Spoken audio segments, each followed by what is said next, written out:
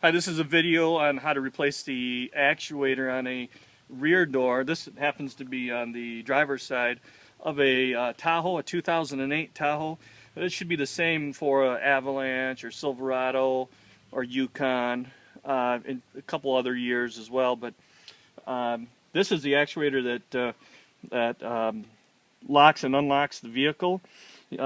Some people might think it's looks a little bit different than that, but it is an actuator inside this unit here. So you have to replace this whole unit. It's probably about $125 at a dealer. I don't believe that it's available yet aftermarket.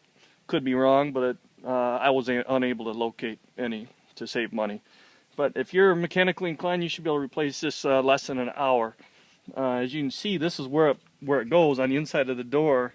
Here are the 3 screws that this actually goes into. So you have to take the panel off, and you have to take the outside door handle off as well in order to accomplish this. But if you're mechanically inclined at all, you should be able to do this with no problem. The tools that you'll need is, I think this is this 10 millimeter or the M10 Star Bit.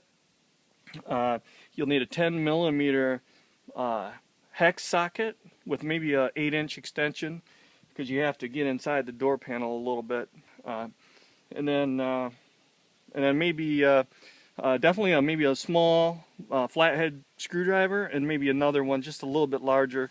But the small flathead, it works good as a little bit of a prick tool, if you will, to unsnap this little clip right here, which enables you to pop this out. There's just this little tab. You just put it in there and pull it out a little bit. Not all the way off, but just a little bit, and it'll come right up. And then same thing here. There's a little tab right here. You put your little screwdriver in there, or prick tool, whatever, and you can pop this little tab out. And there's one 10 millimeter hex screw right there. And then you pop this underneath the handle. You pop this panel off, and there's only one. There's one additional 10 millimeter screw under here. On the front doors there's 2 of them, but on the rear doors there's only 1 screw. So you pop those off, those 3 those panels, and then this lock, and then you get your screwdriver underneath this little wood grain panel real carefully, because there's I think there's 4 tabs, little plastic tabs that will they could break kind of easy. So get your screwdriver underneath there and get your fingers underneath there and just gently try to get that popped up out of there without breaking anything in there. And then there's 1 wire, or there's maybe 2 wires in there. But anyway, you just pop those plugs loose, and then you got to get your fingers underneath to get this panel popped out. It pops straight out. You don't lift it up at first. It pops straight out. So you got to get your fingers in it somewhere in here where it's the easiest. It is kind of difficult. I didn't use any pry tools because I didn't want to scratch anything. So I just found a place that seemed to be the easiest around it, and got my fingers in there and got it started. And then you just pop all the way around it, pop that up, and then also you need a pair of needle nose pliers. I forgot to mention that in the beginning.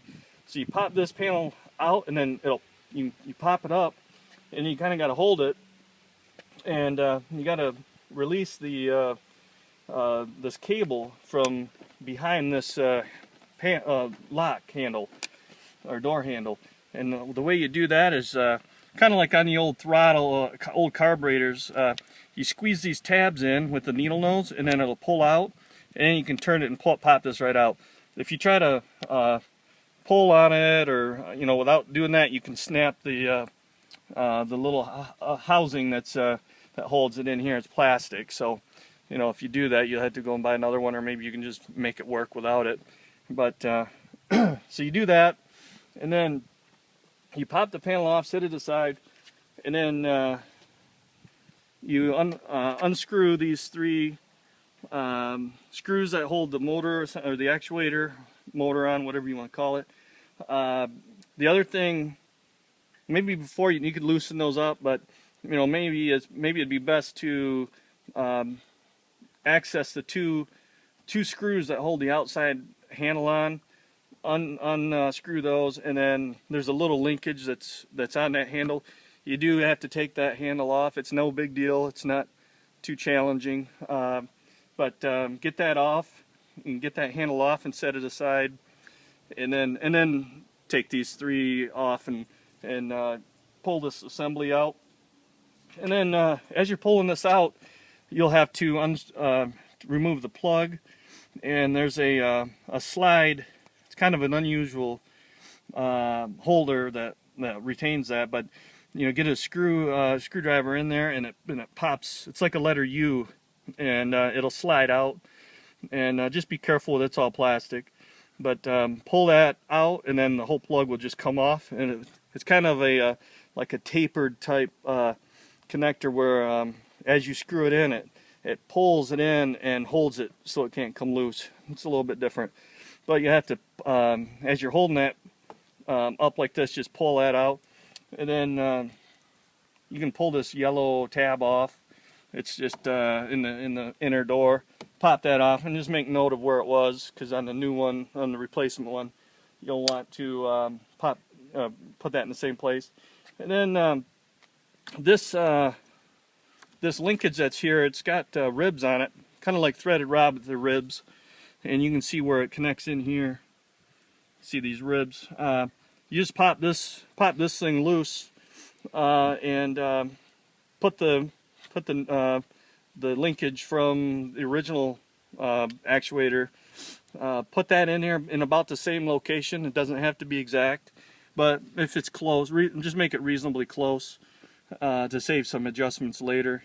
And put that in there, and put the door handle linkage in here as well. Actually, it connects in right here. It just kind of goes in and turns. You'll see when you pull it out. Just maybe have them laying next to each other on the floor or something, or on a bench, and just put them in the same way that they were mounted in the original one. You'll see. So then basically you're just doing everything in reverse. Once you get that, put it back up there, and put the plug back in, and you'll push that connector or whatever you call that thing to retain it and hold it in.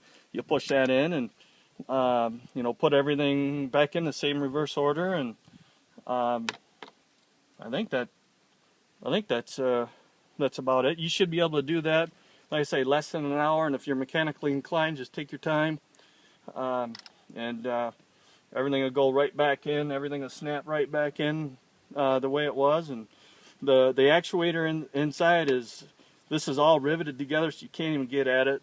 I tried to even pull it apart and look at it, but you'd have to drill all these rivets out, and I just didn't waste my time on it. So